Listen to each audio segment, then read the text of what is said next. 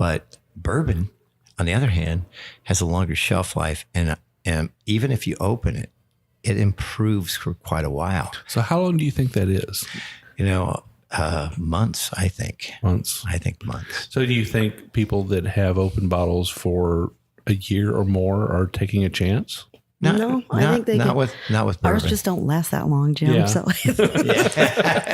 we haven't been able to do that part of the experiment yet. I would agree. Those old Stissel Wellers in the 50s that we have in our house, they hang around for about maybe I'm lucky 6 months to a year. Yeah, they're. That would be pushing it, I think, at my house.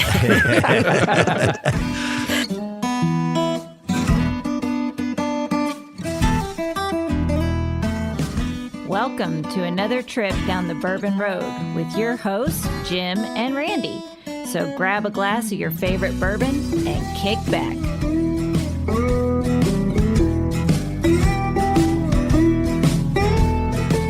We would like to thank Tommy and Gwen Mitchell from Logheads Home Center for supporting this episode of the Bourbon Road. Find out more about their fine rustic furniture at logheadshomecenter.com.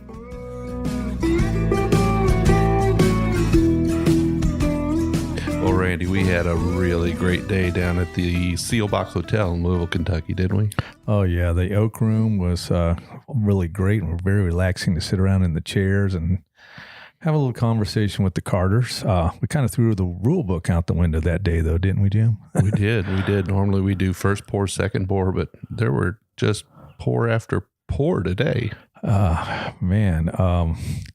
Yeah, and if they're bringing samples, I mean, who am I to refuse, right? That's right. You know that Sealbach Hotel has got a great history, doesn't it? Yes, sometime I want to go back and actually kind of see if I can't get a special tour to where I can go through all the tunnels, the Al Capone tunnels in that place. That would be awesome. There's a lot of history there, and it's a beautiful place. And, they really provided us a nice spot there where we could sit down with Mark and Sherri Carter and talk about their company and their products and what a relaxing atmosphere and great drinks and great people. A lot of fun. Yes, and we got to try some stuff that's about to come out, has not come out yet, so you'll have to listen in and find out about that. And then, of course, you also have to listen in. I'm not tooting my own horn by any means, but I was right about something, and you'll have to listen in to find out what it was. Well, Randy wants to make sure you know that he knows that we all know. I was right for once, folks. Right. Absolutely. All right, Randy, well, let's get on to the episode and let's move on. All right. Sounds good. Uh-huh.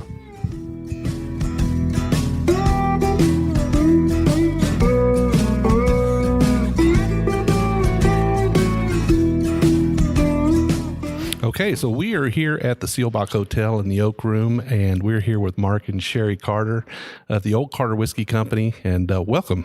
It's good to have you here. It's our pleasure. Thank you guys for having us. Yeah, it's really nice. So we're going to get right into the first pour. Normally, we don't waste a whole lot of time getting to the whiskey. So what have you got for us today, Sherri? Well, we have got a little bit of our Old Carter Bourbon Batch 2 for you to taste. Batch 2. Now, I've had the Batch 1. When did Batch 2 come out? Well, it hasn't. So you're getting a little, we feel special. Sneak peek. So there's going to be a lot of people just licking their lips right now listening to this podcast. So I'm ready. Let's take a nose on this. Cheers, everybody. Cheers.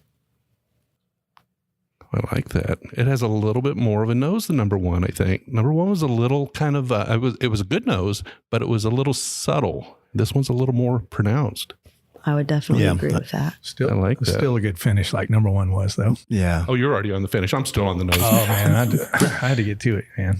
One of the things that we always try, we love the aromatics, and I think that's the first spot you always go to when you taste is you smell, and you get all these fabulous aromatics out of these bourbons and ryes that we do, and we wouldn't turn one out if we didn't. And Sherri's has one of her big things is really going into the aromatics, and I like that richness and deepness. So. Yeah, so it really has a rich, deep flavor. I mean, very rounded. It's a little bolder, I think, than the first bourbon. Definitely stands out. Yes, definitely. Thank you. Yeah, I think that, and did you mention the proof on this? Yeah, this proof is 106.9. Oh, that's a good proof point. That's really, really good. It's kind of fun because that is actually, everything we do is cast strength. And this is actually the lowest cast strength we've ever produced is 106. Yeah. So I don't remember exactly what batch 1 bourbon was, but it was around 112. Is that right? Yes. Okay. Yeah. So this has a mouthfeel that's really kind of creamy. It kind of sticks everywhere. Yes. And very, very oily. Very nice. Legs on the glass, just still there. But that 106 is not too much of a hug. No, it's really nice. I nice like little that. Kentucky hug. Yeah. It's a wonderful bourbon. Very delicious. Thank you. So what does the bourbon culture mean to you guys? Let me ask you, Sherri, what does the bourbon culture mean to you? I guess what we're doing right here. Yeah. Sharing good whiskey with good people. Yeah.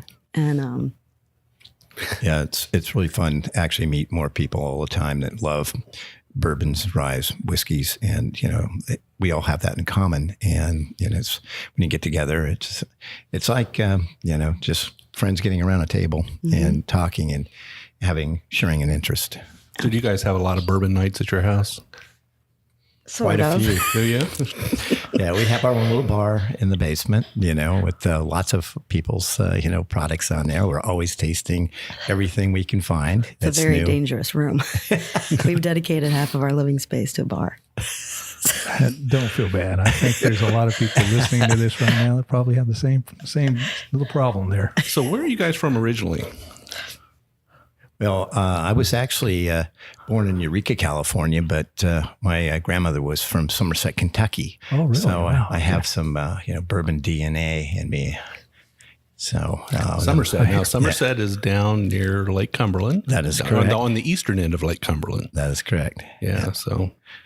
So they came out to California when Prohibition started because there were no jobs. So they went to work in the oil fields in Bakersfield, California. Oh, you guys are not in Bakersfield now. No, we got to move up to Eureka, California. My dad met my mom up there, and that's where I was born. And that's kind of where we got started with the hospitality business. Have a little hotel and restaurant there, and started tasting wines and being the wine purchaser for the restaurant. And then started making wine in 98. Wow. Okay. So you've been doing it a while. Yes. So Yes. we'll get to the wine here in a little bit. Yeah. In a little bit. Where are you from, Sherri? I am from northeastern Ohio. Northeastern Yeah, Ohio. right. Specifically? Right in the snow belt. Is that Chardon, Ohio. Chardon? So it's about 15 minutes from the lake and an hour east of Cleveland. Oh, okay. So you're right up there in the corner. Right up there. Okay. Yeah. That area's beautiful up there. It really is. The seasons are beautiful. I was kind of done with the snow though, so I moved to California actually right when Mark started making wine in 98. So you've been there for 20 years or 20 so. years, 21 years? Yeah. So when did you first get into bourbon? So we know you're at wine 98. Well, when did you first really start getting This into is bourbon? really crazy because it was Sherri that really got me back Oh, into really? my DNA Do tell. and bourbon. She started drinking Manhattans, and it was Maker's Mark. And, that's, I tasted my first Manhattan with Sherri, and I said, this is really good. And I started graduating up from Maker's for those Manhattans up to Booker's. There you go. There's not much place to go after that. I was going to say, get the octane in there. Little old Carter 12-year Right. American whiskey get you there too. That's right.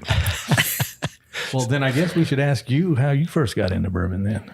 I just always enjoyed it. I had worked for a photographer in Ohio, and he and his wife would always have one Manhattan when we go out to dinner. They became very good friends of mine, and they would always have one Manhattan, and then we'd drink wine or whatever with whatever we were having. And I thought that was pretty neat. And I loved them. And so then Mark was on a quest to produce a Sazerac for me. Yeah. I wanted the Sazerac cocktail. Oh, okay. And it was kind of a long story, but anyway. So what's in a Sazerac? It's rye whiskey. Yeah. Let's see. It's got Pernod? It's got herb saint in it. Herb Saint. Yeah, and it's got That was a long time little ago. bitters in there and sugar. Yes.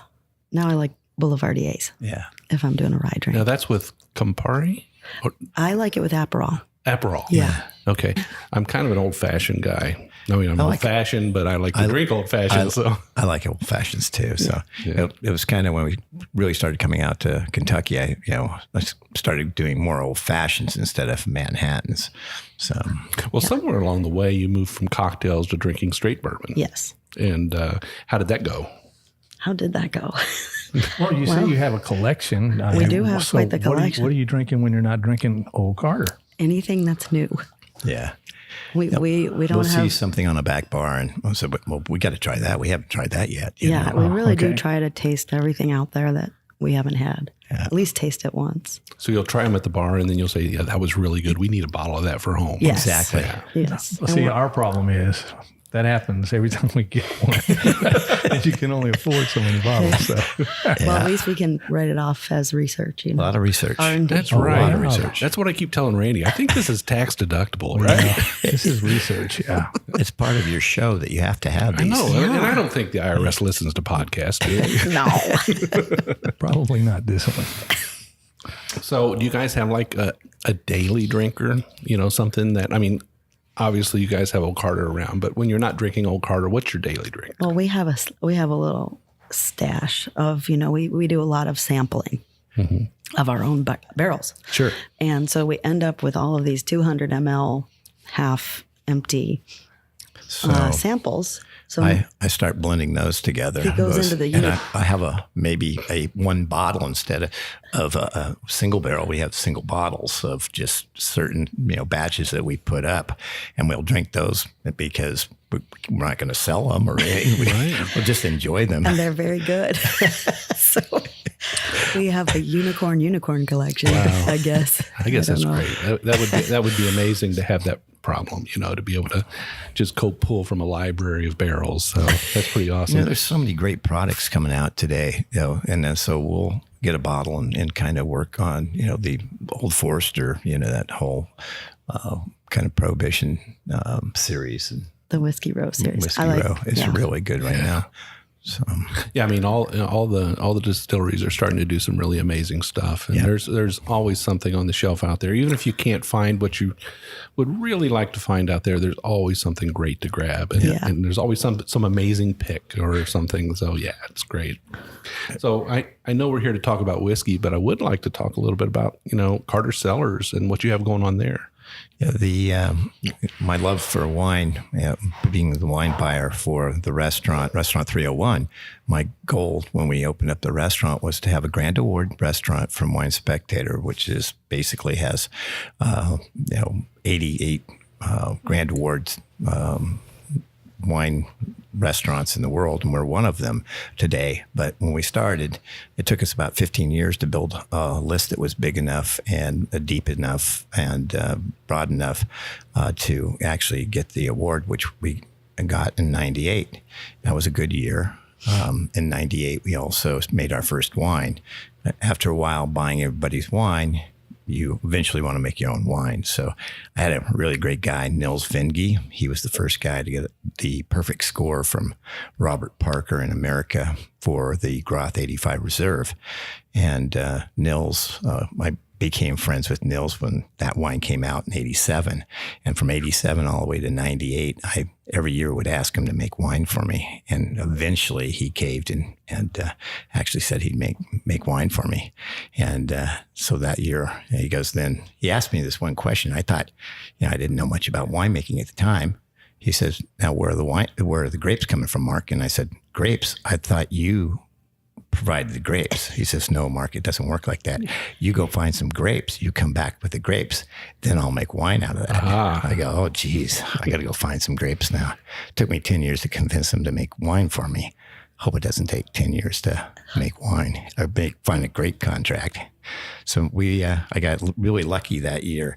Went back to the restaurant that month, and there was a guy sitting in my restaurant, and he was buying these really great bottles of Burgundies and Bordeaux's, and made our night.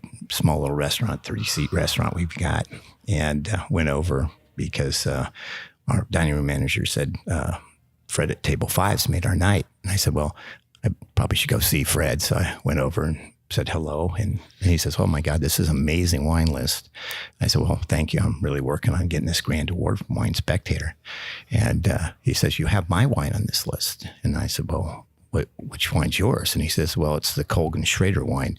I'm Fred Schrader. I go, oh, geez, Fred, it's so nice to meet you. I've been buying your wine since, 92. And here it is, 98. And he goes, I go, well, I just got a letter in the mail from allocation for the wine. I used to get 2 cases. Now I'm only going to get 6 bottles. And Fred said, well, you'll have to talk to my ex-wife about that. I don't have anything to do with that brand anymore. I'm going to start my own called Schrader. And I said, well, send me 2 cases of that.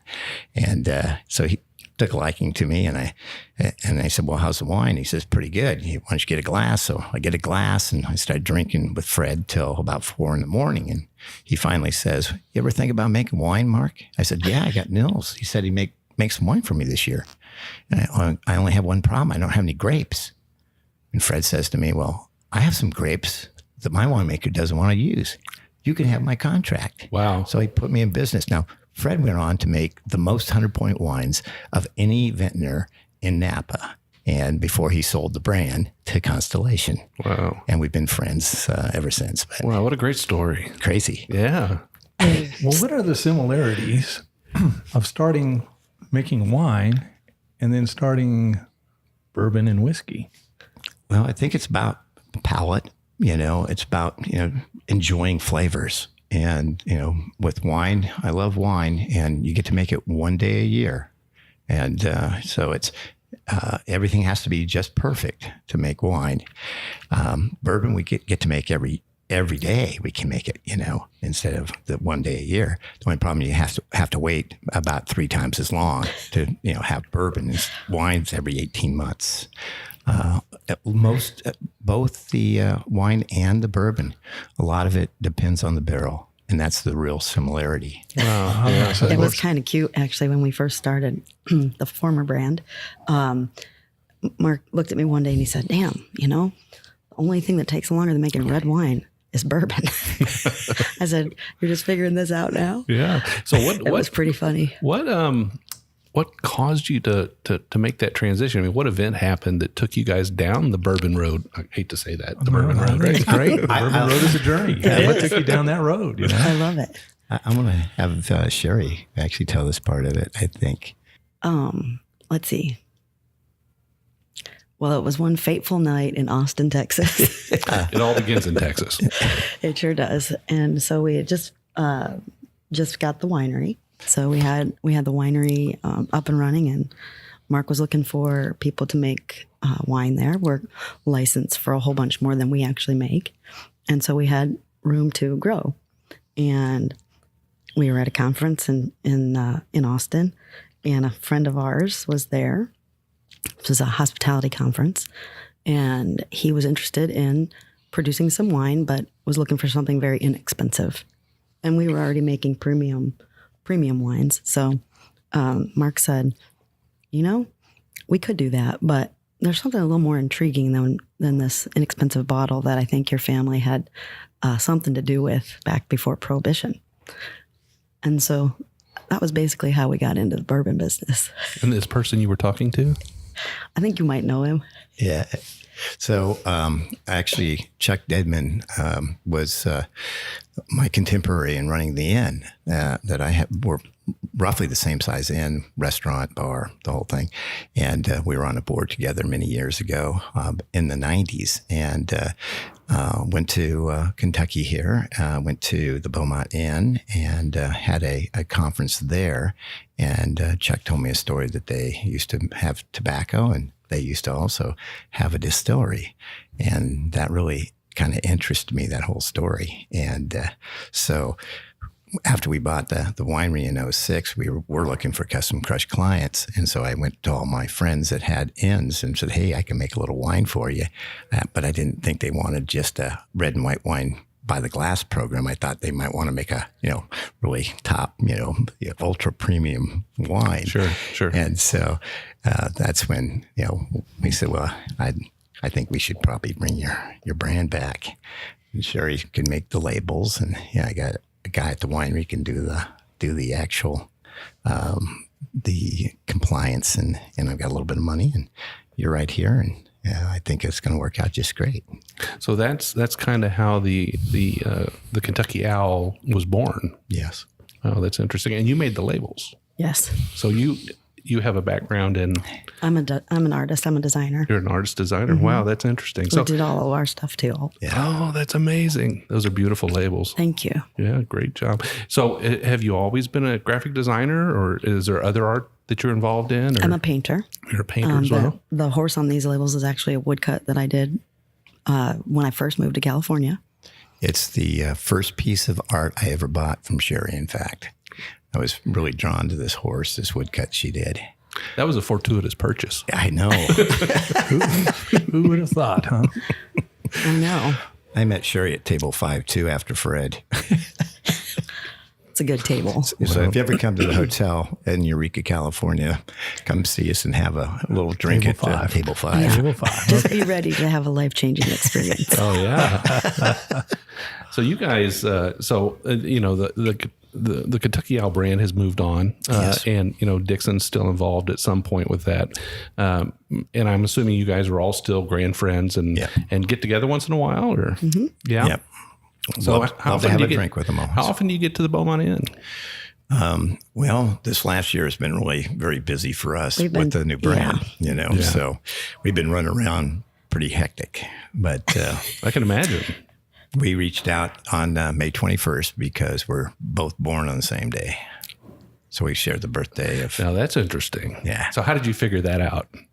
one day, Facebook, I guess. when we were, we'd go to the Beaumont Inn and I'd drop off some wine and the Carter Cellars wine. And one night, just on the 21st, he was going to open a bottle of that. And because it right. was a special occasion, I said, well, what special occasion is it? He said, well, it's my birthday. I said, well, when's your birthday? And he said, May 21st. And I said, oh gosh, that's my birthday. Let's share a bottle. Yeah, there you go. So, 5 bottles later. Well, I tell you what, this was a delicious pour. I really enjoyed this bourbon. I think it is time for us now to move on to something else. I'd really like to try something else here. So let's try another pour and see what we got. sounds great. So Sherri, what do we have in our next glass here? Okay, so next up, we have got the Old Carter Rye Batch 3. Batch 3. Now Yes. this is your newest release. Correct, And, yes. and when did this release? It was April. About 2 months ago, a month About and a half. 2 months ago. Okay. All right. So we've got some listeners out there that have had this, but we've probably got some that haven't had it as well. So let's try it. All right. I'm excited. I haven't had it. Oh yeah. What am I smelling? That is what am a I smelling rye. here? That has a really nice nose on it. Definitely different from what I remember before. It's been a few months, but I definitely pick up a different nose on this than something I've had in the past. This is good. I agree. What are you picking up? I'm getting a little bit of juniper, maybe. It was something different, and I couldn't put my finger on it. Some might say pine or something like. I'm getting a little bit of juniper. I'm definitely getting the rye spice. I'm getting a little bit of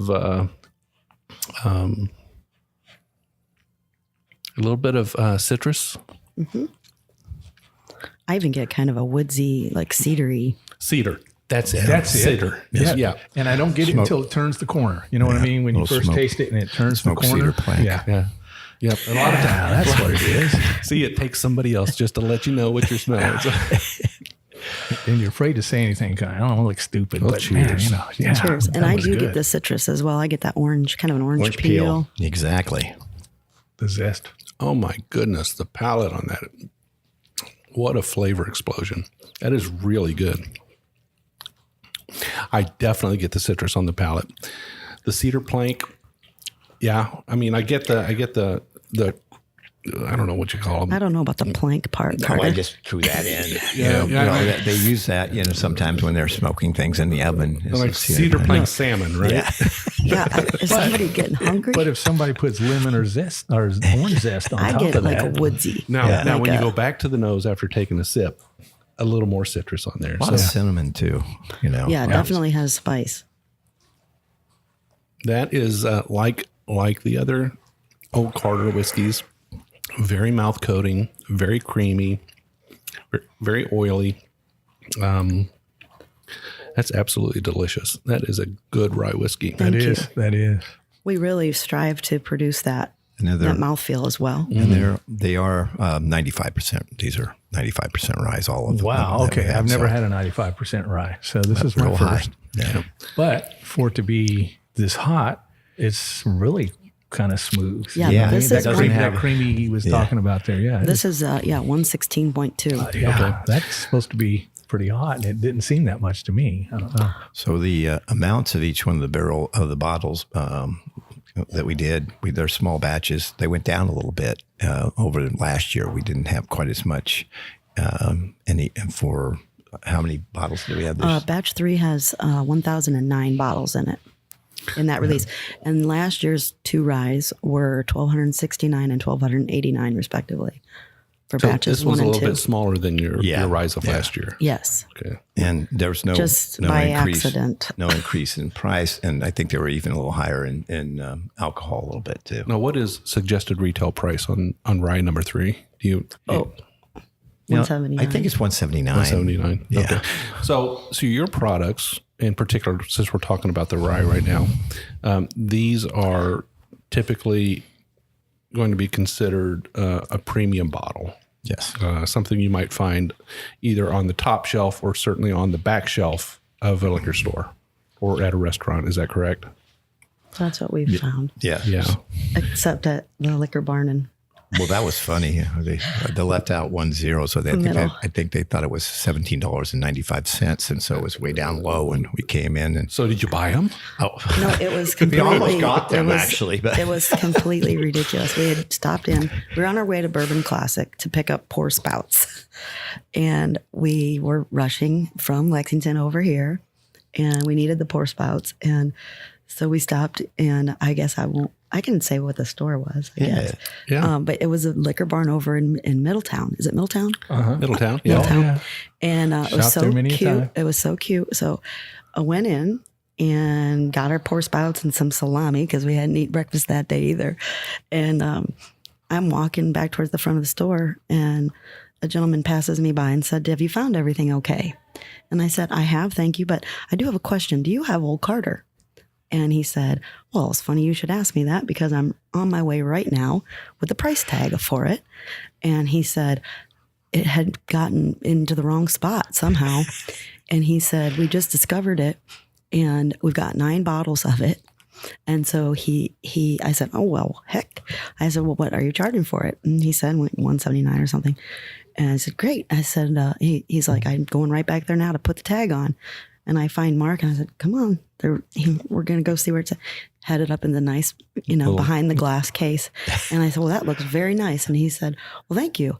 And I said, "Well, we're Mark and Sherri Carter." And he said, "What?" I said, "We really appreciate your support." Yeah. That's awesome. It was funny. That's great. Yeah, I've been to that liquor barn a few times. That's actually one of the newer ones in town, I think. Isn't it? It is, and if it's a place you want to go actually get some bottles signed, it's usually a good place to hang out and get Nice. distillers. So That's good. Well, he Yeah. was certainly friendly. Yep. And it was Well, shout out to Liquor Barn. Why not? there you go. So, what have been some of the challenges with starting a bourbon company, a whiskey company? Deciding what to create first. yeah, that was, and we actually with Old Carter, we ended up doing rye first before the bourbon. really, why was that? I'm just supply. I It think was ready to go. It was ready to go, and we just really liked it and thought it would be something different to start with. Plus, we were doing it in the spring. And I always feel like rye it feels like springtime to me. So that could be just complete hogwash, but I don't know. Well, so we were trying to put together this was probably the biggest like most challenging. Well, if it isn't good, and we put it out, they drink it once, they'll never buy it again. That's so true. we want to That's make true. sure, we really wanted to make sure it was good so that we would have people come back and buy from us Well, I again. guess they all need to be good, but the first one Yeah. The first- especially. Especially. Yeah. And so we had these 2 ryes that we had come up with, 2 blends. And I was very partial to one of the blends, and Mark was very partial to one of the blends. So we couldn't decide which one to do first, And we showed them to a lot of people with a lot of palates, good palates. hoping that there would be a they'll clear Make up your winner. mind for you. Yes. So yes. you had one that you really liked. You had one that you really liked, and you said, "Come on, friends, help us out here." Yeah. And every time we showed it, one person would like one of them and one would like the other. So they were not helping at all. It was still a split decision. Until we got to our dear friends, the Justins over there in Lexington. Justin's House of Bourbon. This was before Justin's House of Bourbon existed. Mm-hmm. And we gave them to Justin Sloan and Justin Thompson. Yeah. And JT had a brilliant moment. Yes. He tasted them both and he said, You want the good news or the bad news? And I said, oh, I'm always about good news. well, he said, well, guys, the good news is there's no bad news. And he goes, they're both delicious. And he said, can you put them both in the bottle? And we looked at each other and said, now, why didn't we think of that? Exactly. But we still didn't know which one was going to be batch 1 and which one was going to be batch 2. And that just kind of happened in production, unbeknownst to us. Yeah. So when they came out in bottles, Yeah. you honestly, the two of you No. didn't know whose was whose? No, or- we knew as soon as I got the production schedule Okay. and I could see the numbers, I knew whose was whose. Okay. But then they both went into the market last spring. And we still always ask people, did you like 1 or 2 better? Which one did you like better? It's our favorite game. We're still keeping score. I'm trying to remember. Who's winning so far? It's still a split decision. It is. I was going to say. Yeah, as I told you before the show, I think I finished off my last of batch. I think it was batch 2. I finished off the last of batch 2 probably a couple of months ago. Well, we just so happened to have a little surprise today with batch 4 of the rye. Oh, my goodness. So is this a repeat of the story? Perhaps. So we've got 2 glasses poured for us here. Yep. The second one is your rye batch 4. Yes. And what are the specs on that one? Let's see. So that one, it's been a minute. That one is, I can't see that far, Randy. Can you? 114.1. 114 on that. And 942 bottles produced. Okay, so even fewer. Even fewer. Yeah. Okay, so this batch 4 now is not released. Correct. So you're treating us really special today. We're kind of fortunate. We get to try this. Would you like a little more there, Jim? Well, so what's the expected release date on This batch one, 4? we don't know. It'll But the probably- bourbon that we started Yeah. with, that's coming. It'll be for definitely around to be purchased on the 14th of June. for National Bourbon Day. And Oh, perfect. And Father's Day And gifts. Father's Day is on Sunday. Well, there you go. I need to Perfect tell my gift. children. That's great. But we're not sure on the rye 4. Okay, so I have my palate has a good memory of that number 3 now. So are we going to try the number 4? Let's do it. Let's do it. Again, a wonderful nose. Similar. Okay, so this one to me, and I've gone ahead and taken a taste as well. This one to me has a little bit more, it's a little more mouth coating, just a little bit.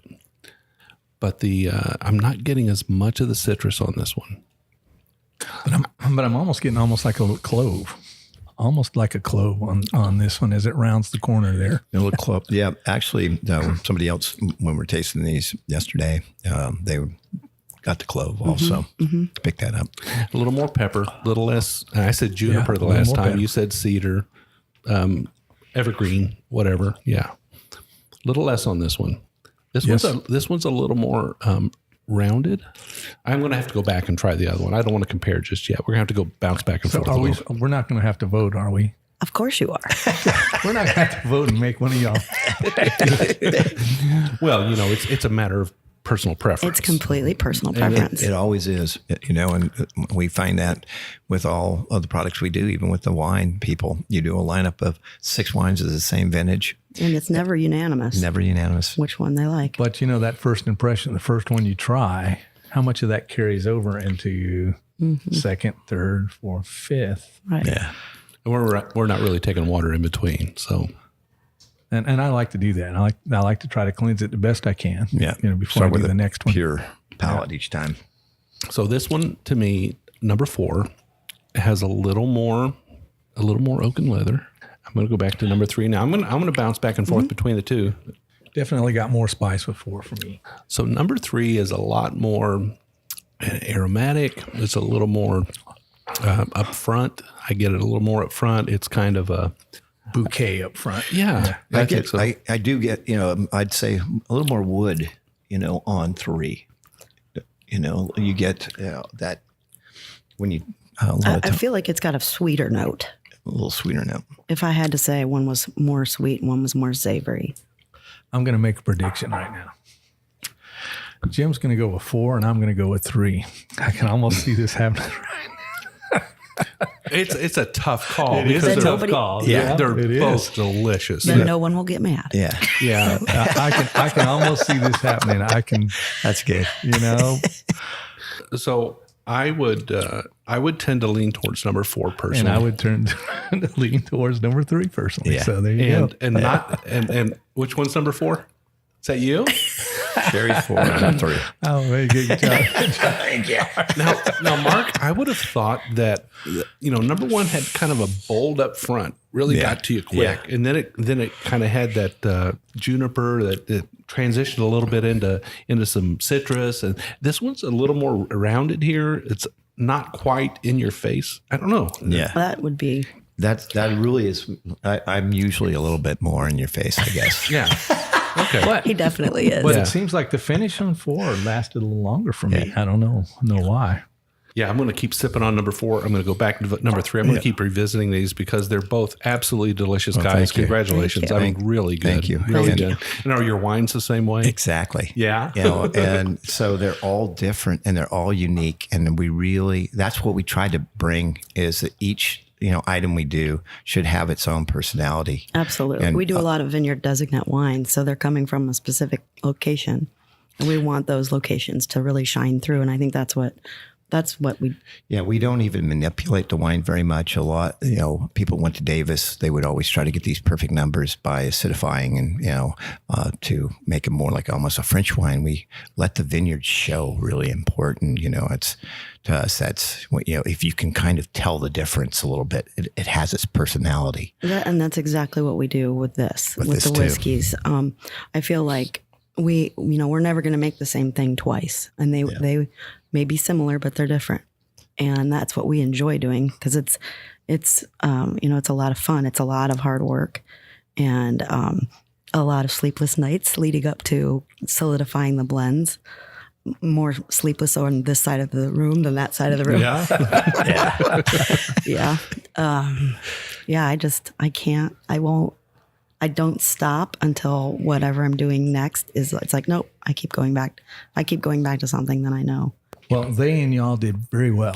I'll just say, all y'all. Is that how you say it? All Yes. We really, it is about blending it for us at the end of the day that makes it different. And so you can take the same exact product, and if you just maybe divided that barrel and put it in, different bottles, it'd be the same, and call it different batches. But, every time we do a 10, we'll take 50 barrels, we'll get down to 10 that we like, and we'll start blending. And most of these batches are 5 to 7 batch blends for our small batches. Mm-hmm. Yeah, barrels. Yeah. And they're always going to be a little different. And that's, like I said, that's what we love to do. And this is the same mash bill. 3 and Exact. 4 is the same stuff, 95. same age, just a different combination of barrels. Now, even the big distilleries, are blending to make their releases, their small batch releases. So, I mean, blending is an art in itself, and it's very creative. It's very It's artistic. very creative. Yeah, it's very creative. And you're able to do so much with just a few barrels. And you guys have a little bit more flexibility than some of the distilleries have, right? Yeah, we do buy. Meetings are very easy. Yeah, it's just the two of us. It's coffee in the morning usually. And say, okay, what we need to do for that day. And salami. And salami. Yeah. So how hard is it to find barrels now? There's a lot more competition in the market looking for barrels, right? Yeah. We're, we've been putting them away for the last two years or so. We've also been making and distilling for the last 2 years. distilling here in Kentucky. So can we talk about that a little bit? So you don't have to tell us where you're distilling, but so they you're are actually different mash bills too than the people that actually distill, usually. Yeah. So we're looking for them a little bit more unique mash bills. Okay. So that we can hang our, hat on it, our name on it and say, it's not the same as what they do, which is great. Whatever they do is wonderful too. But, we are those kind of that one-off, something totally unique. That's what we're looking for. So will you incorporate some younger, because normally your whiskeys have a lot of age in them. Will you incorporate some younger whiskeys in some future blends? That's a really good question. I like old stuff. I do too, but younger whiskeys do bring something to the table. Yes. Well, and a lot of people are looking at that because of the demand for bourbon internationally. Right. So. Well, we drink a lot of old, really bottles, dusties, and a lot of those were like only six years to 8 years, even some 5. Name a couple of dusties that you had recently. Actually, a 1950 I.W. Harper. Yeah, Stissel-Weller. Really? A 6-year-old. It was distilled in 36, bottled in 42. Yeah. It's phenomenal stuff, and they're not that high of alcohol. 130. 93. And those show pretty well. They're stunning. So. We'll probably, like the ones we have put up that are 2.5 years old or so now, we'll probably, start trying things at about 6. If it's a rye, maybe 5. Yeah. That's good. Yeah. So 5-year rye, you can have a delicious rye at 5 years. I agree. Absolutely. Yeah. You can have delicious bourbon at 5 years. So how often do you guys return to Kentucky? Every month. Every month? Yeah. We've been here almost every month, and for a week. Sometimes twice a month. Yeah, sometimes twice. Yeah. What's your base of operation when you're here? Do you come to Louisville? Do you come to Lexington? Do you do both? Well, we bought a building in Lexington a year and a half ago now, 2 years ago, a year and a half. Year and a half. And fixed that up a little bit. And so we actually have a 3-bedroom Airbnb. Above, there's a Justin's House of Bourbon is downstairs, so there are tenants there. And they're great. And we have the 3-bedroom place upstairs when we really haven't stayed in because it's always rented when we come to town. We have a little showroom in the back that kind of shows our history of the Carter Cellars wines. Also, we have a couple of brands. Envy is the winery, and Ancillary is another brand with our winemaker and our GM at the winery. And then we have our first brand of the first, batch 1 to 6, and then we have the old Carters in there, so you can kind of see, that's us. It's a fun little spot. It's a nice place to do this kind of stuff. Yeah, it's a great place. Randy and I have been there. We spent a little time there. We both walked out with something. Time. You want to talk about spending a little money? I'm going to leave my wallet in the car from now on because I might be staying in your bed. I might be cleaning rooms to have a place to stay. That's good. But so we were based, we've been doing a lot of things over in Lexington over the last little while, but we just bought a building here in Louisville as well. Yeah, we love what's happening in Louisville here. Yeah, it's pretty exciting down here. Yeah, the downtown area in Louisville is really becoming bourbon-centric. Yeah, Absolutely. the Bourbon Trail, that whole mess on Whiskey Row down there is just unbelievable. Absolutely. So the building we got is actually on the corner of First and Market. You're right there in it. Then. Yep. Yeah, and the Justin's House of Bourbon is going to be our tenant there. Oh, really? So they'll have one over here. That's great. Well, we'll talk about that a little bit more in the second half. I think this is as good a place as any for us to take our break. And when we come back, we'll find out what else you brought for us to drink today. Okay. All right.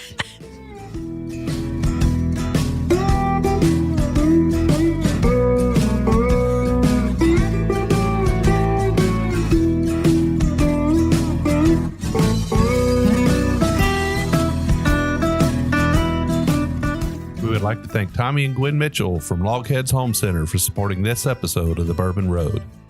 Logheads Home Center, nestled in the hills of Kentucky, is an industry leader in building handcrafted rustic furniture. Family owned and operated, they take pride in offering only the very best for their customers. The Logheads, and that's what they like to call themselves, are skilled woodcrafters who are passionate about creating rustic furniture for people who appreciate the beauty of natural wood. Owners Tommy and Gwen don't just sell the rustic lifestyle, they live it. And you can be sure that Logheads furniture will always be handcrafted in Kentucky by artisans who embrace the simple way of life. Logheads rustic furniture is made from northern white cedar, a sustainable wood that's naturally rot and termite resistant. Its beauty and quality will add warmth to your earthy lifestyle for generations to come. Be sure to check out everything they have to offer at logheadshomecenter.com. And while you're at it, give Tommy and Gwen a shout on Facebook or Instagram at Logheads Home Center.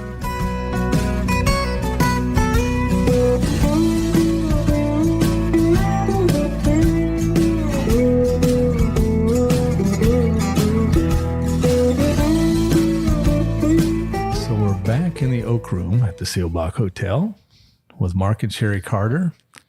Yeah, we were just sitting here talking about this ornate room and the wonderful woodwork and stuff here at the Seelbach, and we want to give a shout out, Jim. Nadia Harris, who helped us to arrange this location for the recording today, and we really appreciate the Seelbach and them being so gracious to us. It was really nice. It's been wonderful so far, and we got another half coming up. So, what do we have in our second half pours? Who's going first? Mark, Sherri, which one of y'all? I think Sherri can go first. Well, we've got some exciting stuff here in this next pour. We have brought for you to try today. We've got some single barrels that we released, or one of the single barrels that we released last year in December of our 27-year-old American whiskey. Wow. 27-year-old. Wow. I'm so excited for this. I mean, I have not had one of your 27s before. So I've never had a 27, nothing. No. We got very fortunate and found some barrels. And I actually brought the sample over to show Sherri. I was washing dishes. I didn't tell her what it was. I just poured her a little glass and said, "Here, try this." And she tried it and she's, "Oh my God, what is it? It's amazing. We must have this." Go get it. Go get it. Go get it, Carter. There you go. That's great. So, Yes. so this is an American whiskey. Yes, Which basically means that it doesn't meet the criteria of a bourbon. that's correct. And we don't know exactly why it doesn't meet the criteria. The only reason is because it was not put into a brand new barrel. Okay, It was, great. it was put into a used barrel. Okay. So, And we don't know what the char was on the barrel or anything like that there. So, but we think, well, based on the flavor profile, I believe that they were used bourbon barrels. Okay. So, okay. 27 years. and this is barrel number 9. And we did these, as crazy as it sounds, we still did these at barrel strength. So we didn't do any watering down of these But whiskeys. you guys don't do that to any of your We products, do right? not. We do not. So So what is the proof of this, the 9? These are like 120. this is 124.7. Okay. And this barrel produced 72 bottles. So that was the most we got out of any of the barrels. Yeah. Now, if a barrel is completely full, Yes. how many bottles do you get? About 220. 20 something. Yeah. And you got 72. Two. So 220. So about a third. So Yeah. you've really lost about 2/3 of this barrel Yes. to the Angels. Yes. And that's the best the Angels did for us. They even took more sometimes. We got down to 13 bottles in some of these. And we haven't even factored in the IRS yet, have we? Yeah, they got to get their share. I forgot about that there. So Well, I'm excited to try this. And Randy, this is an epic moment for you. yes, it is. I've never tried anything 27. Well, let's try it. Oh my goodness. And you may want to, because I was so short on these pours, I like to roll it around a little bit to bring it up a little higher on the inside of that glass. Oh, yeah. So the color on this is, I honestly, for spending that much time in the barrel, I would expect it to be a lot darker. Now, this is a rich, dark color. too. There's no doubt about it. Yeah. But you would think 27 years, this is going to be black. Yeah. No, you're right. I would think that. I think that is because we're using those used barrels. And so they don't have that initial char. They've given up that. Yes. Okay, got it. Aggressive. Well, the legs definitely are sticking to the glass. I don't expect those to disappear anytime soon. That nose is tremendous. It's absolutely wonderful. Can I just save it? Do I have to try it? Randy, you're being so dramatic. Oh my goodness. That is amazing. That is so good. That is, it's even beyond creme brulee. This is kind of, I don't know, definitely burnt sugar. Yes. Yeah. Very caramelized. But not over oaked. No. Not at all. That's the one thing I liked about the American whiskey and these 27-year-olds, that they, going into that used barrel, the wood didn't break down and it didn't get, too woody. But you still get the wood. I get get the wood on the front end of this. Yes. But as it rounds that corner, here I go again. I'm sorry. As it rounds the corner. We feel that these are almost expressing a quality that's like a cognac or an Armagnac. Yes, I was just thinking that. I was thinking that exact thing.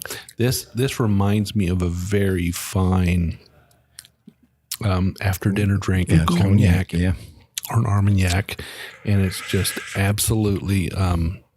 It just makes you pause and think as you're tasting it. This is a delicious whiskey, and those legs, they're gonna. If I left this glass to sit, I think those legs would just dry in place. I do too. And you can see how thick this is in the glass as you roll it around. You just like it's reduced down so much. It's just thick and coating and creamy. Well, it's not every day you get to try a whiskey like this. This is definitely a gift to us. I appreciate it. Thank you very much. Oh, You wow. bet. Yeah. Thank you, guys. I've never had anything aged this long. Well, except me, but But you're aged so well, I Randy. know. Yeah. That's really good. It's fun to share it. We were very excited to get our hands on it. That's for sure. Kind of, it'll be a while before we can get something like this again, I think. So you guys have got a number of expressions. You have a number of releases of each expression. Are there any that kind of are sentimental favorites? They're all our babies. I understand, but certain babies go to certain parents. So I'm What's sorry that? that we don't have it. And had I known that you had not I've never tried had the it, 12-year, we would have brought the 12-year American whiskey, which is the sister to these guys. Yeah. I really love that one because it is so different. It was very surprising, an American whiskey that was 12 years old that just kind of rocked us. We got great bourbons, great rye, but this thing just came out of left field and you tasted it. It did. And it's 134.9 and it drinks like 110. We would take it around and show people out of the bag and say, hey, taste this, and they'd love it. And then we said, well, what do you think the proof is on it? And they'd all say 110. Let's do a little blind tasting on it. Mm-hmm. And we said, well, it's a little higher than that. 134.9. Wow. But it doesn't drink like that. That's such a big spread. But when it has all of the balance, that's the whole thing with wine or bourbons. It's like, you get this great, everything's in place. If it's just alcohol, it's thin and it's not tasty. It has to fire on all cylinders for us. Well, and I think you guys know Jason from the Mash and Drum. Mm-hmm. So he's actually in town this week, and I actually bowed out to him as he bought a bottle of your 12-year American, and I'm hoping, he'll break it open. Who knows? We could win the lottery. You never know. Well, we are having a blind bottle share. Do you think he might bring it? I don't know. As soon as you said that earlier, I thought maybe he's going to bring that. I don't know. He does want to win. We've got a grand prize that's kind of sweet. So wouldn't it be great What's the grand prize? well, we've got a friend who makes fine art pieces out of bourbon barrels. So he's got a bourbon barrel rehab over there, Jeff and Liz, and That's going to be the grand prize. I guess. So he's making Very a little cool. trinket, and the winner of the blind bourbon share. This is who gets the most votes, right? As you pass the bottles around, who gets the most votes. If you get to actually, is it you guys say, okay, this is this, because it's double blind is what you're doing, Right. isn't There'll be 6 375s with an A, B, C, D, E, or F, G, whatever, on them. And nobody knows if that one's the one they brought or the one the guy next to him brought. Yeah. So there's no indication of what you have. So everything's blind. I would imagine that the person who tastes their own bottle will know, I would think. Yeah, let's hope. But other than, And then maybe. there's me. No, is there a prize for the person who can correctly guess any of these? Or We're not doing that, but that's a good idea, Okay. Sherry. I mean, we might do something like that just for like a bonus or something, right? So maybe the person who's able to guess something gets that particular 375, whatever's left. And I that don't would know. be like winning the lottery because there's how many hundreds of bourbons out there, Right. and I just picked this one out of that. Yeah, it's like odds they're same. actually, you bring up something that reminds me of developing your palate of Yes. flavors and your memories of flavors and smells. And I cut my teeth in a blind tasting group for wine that met every Monday night during Monday Night Football. And it was very cutthroat, and they were very mean. It was all guys, so it was anything went. I mean, it just had to be red. They It would just had to bring- be like a It had to be a Merlot red, or and Burgundy or something. it was from all over the world. And I would go every week and take my notebooks and They write like and they do like my Syrah notes. a lot. They had deep cellars of Yeah, Rhone varietals. So Rhone they varietals a lot of from Beaucastel north of and them, yeah. Gigondas and Okay, and, see, now they're getting into this foreign language that I don't understand, Jim. those are the only two French words I know. Yeah. Oh, one more, champagne. I'm pretty good with a Burgundy and a Merlot and But some of that was invaluable training because it was all blind and it was in carafe, so we didn't even know. There's nothing, no indicators whatsoever. yeah. And keeping those notebooks, and every week taking the notebooks back and cross-referencing. She says, I think I've smelled something like this before. By the time, And she looked through her notes. I And did it for about 4 years. So I Wow. think this must be a Syrah. Yeah, Yeah. So it was like going to school. it really was. Wow. Yeah, I remember we had David Jennings from Rare Bird 101 on a little while ago, and you guys are familiar with him? My Yeah. gosh. Yeah. I've been following him for a long time. He's doing a great job. Yeah, he's got a great palate. Yes. But he was telling us, he said, you get a lot of people out there that know their whiskey, and you get some who think they know their whiskey. He said, let me give them a blind, and we'll see where they come out. Exactly. He said, because a blind is It's a great tricky. equalizer. Yeah. It is. Yeah. So, For sure. so it definitely. And even he got the Rick House wrong. Even David. Sorry, David. I'm just going to call you out. I'm sure he probably had everything else down. He probably perfectly. did, yes. Damn, Just- it was and- K instead of L. Yeah, and he was only a couple off, if I remember right. To tell you the truth, Mark, he was only a couple off, man. So can you guys just take us through the blending process and kind of let us know how do you put a blend together? How do you do this? And I've been curious about this ever since we found out you all were coming on. This is one of my big Very asks here, scientific. I guess. Yeah. It's very scientific. It is tasting everything. And it starts with, Sherry, we get samples of every barrel that we have. Mm-hmm. And we taste those and we narrow it down to the the ones ones that that we- we really love. So we know it's going to be 5 to 7 barrels at the most. Hopefully it's 7, but maybe it's only 5 because we may rule 2 of them out Right. at the end. But It's amazing how much a different combination of barrels can produce a completely different flavor profile. And it's really amazing how you can take 5 barrels, love all of them, and when those are all added up and they become a blend, they're terrible. yeah, Or Really? or they're not terrible, but they're not to the standard that we want to be at. they don't add anything to each other. Or you can pull one out and then it's singing again, or you put one back in. So it's just tons of trial and error. And we usually do 30 or 40 combinations to get where we end up. So are you trying to find like, okay, now this barrel here provides a good base. Sometimes. And then maybe this one will bring a little special to the show. Yes. And then this one will round it out. Yes. Or is that kind of how? Yeah, exactly. In theory, yes. Okay. And then you sometimes put those barrels in. Then it doesn't and work it doesn't that work. way. It's trial and error. Yeah. It really is. Each It barrel really is. so different. Oh, shucks, you got to drink more bourbon. Oh, well. Exactly. Oh, darn. So as your inventories grow, you get more flexibility to do Yes. some more amazing things. That's what we like. It's the more Choices. it's kind of like, kind of different colors of paint. And when you're trying to paint, Yeah.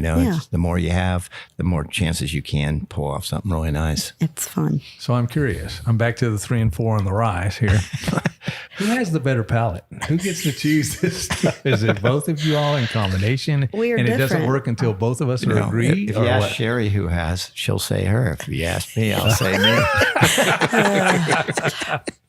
Well, what I can say is that, we both really demand that luscious mouthfeel.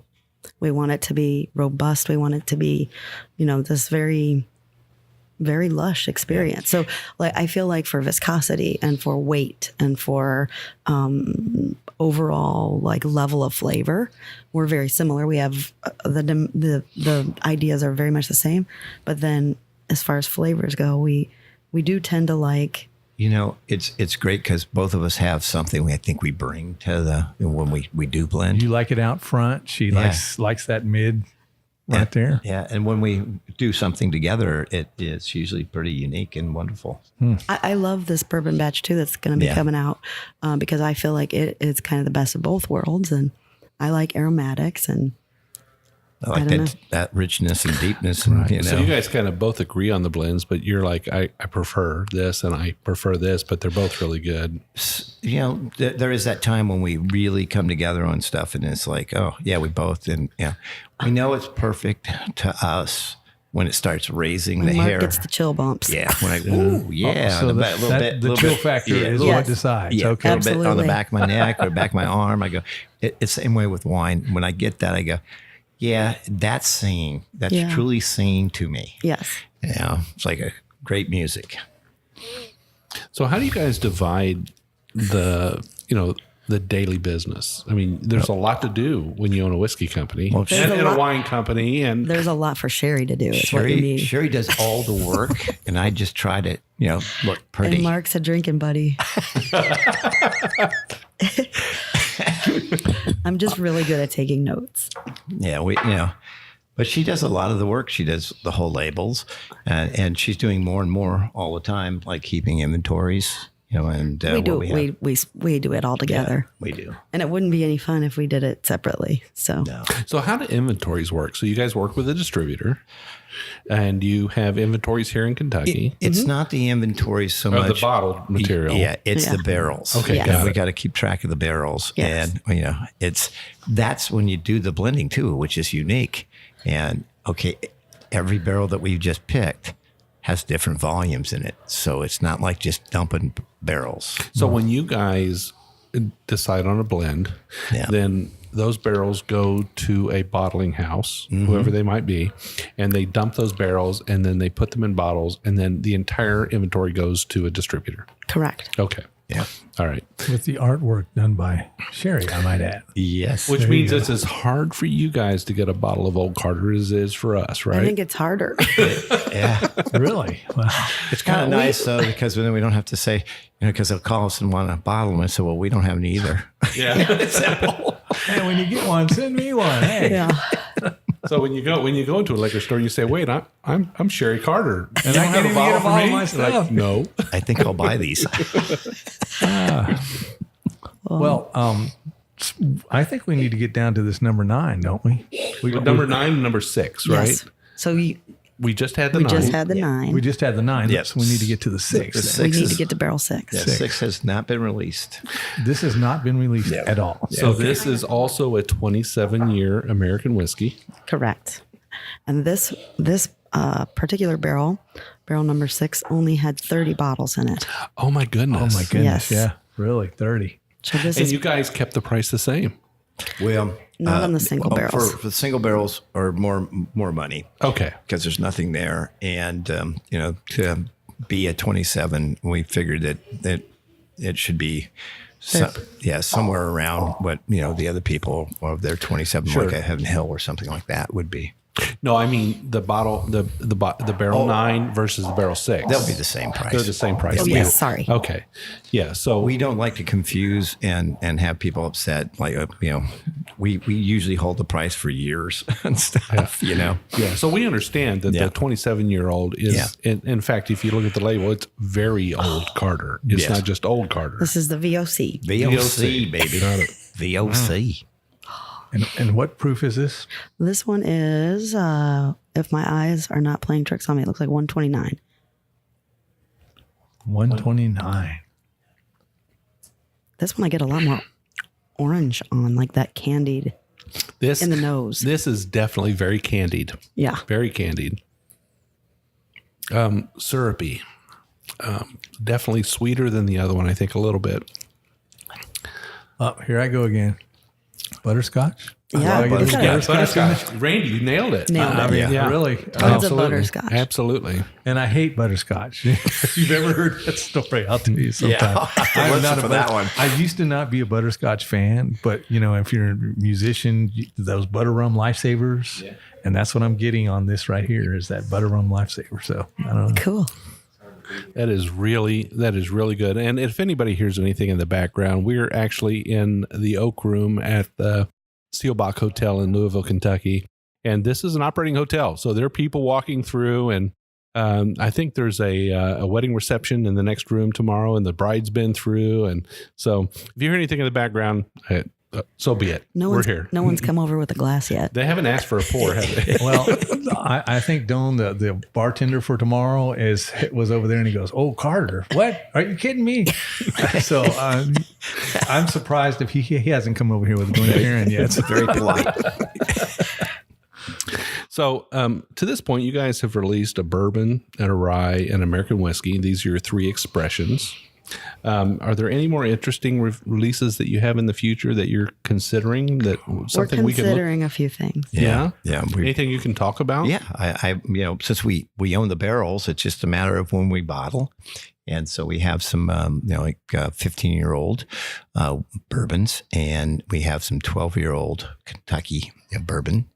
And so there'll be some small batches out of those and some single barrels out of those.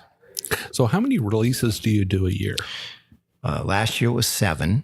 If you with count the 3 single with barrels. the single barrels. But we tried to do like 4 times a year a release of either if it was bourbon, whiskey, or American or rye. So any more 27-year like this going out? Well, we're gonna like every year for a few years if we can get by with about 10 years of releasing some of the 27. Oh, you heard it here. We can expect a release of the 27. So you've got enough. Not much of it. Not but much of it, but a few bottles. A few bottles. Staggered out over the next, and they're still in the barrel. They're Yeah. continuing to age. Some Some are and some are So already some bottled. you've had to say, hey, those are ready. We need to pull them out Yes. and put them in Yeah. the tank. Yeah. Okay. Yeah, that and they we'd are- like to get them all in bottle, frankly. in the bottles. Right. Because those angels Expected are. retail price? I think it's $5.50. Yeah. Really? Okay. Yeah. I mean, it's a special bottle. So people, people understand they're not buying an everyday bourbon here. They're not even buying a top shelf bourbon. They're buying something that is Very old Carter. something to have with dad on his 75th birthday, something very special. You think that will continue on for another number of years? Yes. Oh, that's great. That's great news. That really is good to hear. Can we expect, additional extra age products like that in addition to the 27? Well, I hope. Yeah. Just a matter of somebody, if we find some barrels and We're somebody. always looking. We're always Yeah. looking. So if the barrels present themselves, Yes. Absolutely. got it. Sure. Got They it. taste good, and somebody says, "Hey, I got some old barrels, and you guys should have these." That would be phenomenal. Yeah, this number 6. Now you don't know when barrel number 6 of the 27 years is going to release. We don't. You don't. We reached into our library for today. Do you think it will be during 2019? I don't know. You don't know. So really, you have no clue. We don't. Okay. But we can assure you that all of these 27-year single barrels are as unique as these 2. I mean, they're just something otherworldly for us. Yeah. So you've tried all the barrels now. Oh, yeah. Are there any that we can look forward to that you think are like really out of this world? You know, I just love them all. They're all good. They really are. I mean, it's just like it just feels like it's something really special. So when you guys buy these barrels, these 27-year-old barrels, you have no clue how much liquid's in them. No, that's part of the process. Some of them were empty. Yeah, Some two of them were were empty. Two were empty. Completely empty. Completely empty. Yeah, they replaced those, so we were lucky. Well, that was good of them. That was very nice. Very good of them. Yeah. Well, if you're ever looking for a mentee, welcome back Carter, Cotter was, Korshak was, hey, me. You can pick me. I would be fine with that. I'm just saying. So you guys mentioned earlier that you guys are in Louisville in support of a project, a building project. Yes. Can you tell us a little bit about that? Well, we love Louisville. We love Lexington. When we started coming here, in fact, we couldn't make our mind up which we love better. So, again, it was like batch, 1 and 2 rye, we love them both. So we ended up like buying a place in Lexington and buying one place in Louisville. Mm-hmm. And so we've got the place on a corner of First and Market, which is going to house the, Justin's House of Bourbon. And we were going to probably have a little showroom there too. So you guys have a good relationship with the Justins. Yes, we do. Yeah. So do you feel like that, that when people come to Louisville, that'll be a place where they can learn more about the Old Carter brand? Yeah. I and we don't have a lot of product. We want to have more. We want to be able to provide people with, the chance to be able to buy Old Carter. One thing I'll just jump in and say real briefly is that our distributor has done a really great job, we feel, of getting the bottles into the bars and around Louisville and Lexington and through the state. And we've hit the road a few times and gone down to see people down in Bowling Green. We had a wonderful experience down there, and so we're very happy that where did you go in Bowling Green? Hickory and Oak. Hickory and Oak. Yes. Yeah, great place. Yes. Great place. Yes. Yeah. Yes. And great. Stopped at White Lightning Liquors on the way through in Owensboro, so it's just really, they've done a good job of sharing the love. And now, who is your distributor? Give them a shout out. It's Heidelberg. Excellent. Distributor. Yeah. Good job, Heidelberg. All Yeah, right. and we love them. It's always, Old Carter is still just in Kentucky. Mm-hmm. It's Kentucky only. Release all of it, and that's what we. This is where it seems like home for us. Yeah. But we appreciate you guys worried more about quality than quantity. Absolutely. Because, that's the big push nowadays is quantity so they can get it out everywhere. Right. And, we appreciate good quality here in Kentucky, at least, Well, one thing I've found as we traveled through your expressions today is that each one is different. It's definitely an experience. Each one is bold. It's creamy. It's oily. It's different. It's very the bouquet is very good. Yeah. So I think that you're releasing bourbons and whiskeys and ryes that are different, but they're all very good in their own right. And they're definitely a treat. So when somebody picks up a bottle of Old Carter, I think they definitely end up with something they can treasure for a little while and go back and revisit, as we talked about before, go back and revisit over time. Also, when we open bottles of wine, has a very short life. It's after about 3 days, it's gone to speak of. We do have the Coravan today, which we can just take wine out and replace it with nitrogen. But bourbon, on the other hand, has a longer shelf life, and even if you open it, it improves for quite a while. So how long do you think that is? Months, I think. Months. I think months. So do you think people that have open bottles for a year or more are taking a chance? No, I think they not with ours bourbon. just don't last that long, Jim. Yeah. So we haven't been able to do that part of the experiment yet. I would agree. Those old Stissel Wellers in the 50s that we have in our house, they hang around for about maybe I'm lucky with 6 months to a year. Yeah, That would be pushing it, I think, at my house. So if someone wanted to get in touch with you, how would they get in touch with you online, through social media, things like that there? Well, we love hearing from folks, and we really love it when they tell us how they've tasted something and how they've enjoyed it or what their opinions are on it. We love to hear from people. So our easiest way is probably through Instagram. We're Old Carter Whiskey Co. On Instagram, and got a little Facebook page too. And what I love is when people reach out and through the messenger part of the app, and they're like, "Who do I need to get in touch with? You know, to whatever, fill in the blanks." And present, you're looking at her. Yeah, I know. We're a huge company. You know, there's the two of us, right? Well, I know, Mark. You had followed the Bourbon Road on Instagram, and then I was like, "Oh, wait a minute, that's Mark Carter." So I sent you a message. Yeah. I said, "We'd love to have you on the show," and you said, "Well, you need to talk to Sherri." Yeah, so. She's got the calendar. So on Facebook, they would get in touch with you. We're Old Carter Whiskey Co. on Facebook too. Old Carter and then Whiskey we do Co. have a website, but it's I like the interactive aspect of the social stuff. So. Yeah. So do you guys have like a website with merchandise and stuff like that on it? You know, we do have some merchandise, and our shop is down right now. Oh no. Yes, Because but the artist has not been doing some things no, lately, evidently. actually, we have a helper on that one, and he's getting married this weekend, so we gave him a pass. Yeah. But yes, through the website, there's a shop, so you could buy. We got hats and T-shirts and good stuff like that. Well, it sounds like there's a lot of great things coming from Old Carter Whiskey Company. Mark and Sherri, we really appreciate you taking time out of your trip here to Louisville to sit down with us. Thank you for the 27. I've never had, like I said, I never had anything that old, and awesome.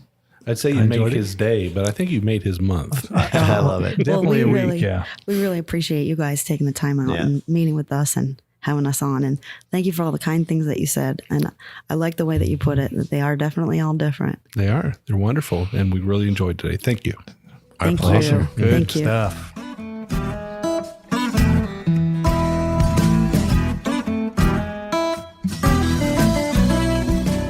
We do appreciate all of our listeners, and we'd like to thank you for taking time out of your day to hang out with us here on the Bourbon Road. We hope you enjoyed today's show, and if so, we would appreciate if you'd subscribe and rate us a 5-star with a review on iTunes. Make sure you follow us on Facebook, Twitter, and Instagram at The Bourbon Road. That way you'll be kept in the loop on all the Bourbon Road happenings. You can also visit our website at thebourbonroad.com to read our blog, listen to the show, or reach out to us directly. We always welcome comments or suggestions, and if you have an idea for a particular guest or topic, be sure to let us know. And again, thanks for hanging out with us.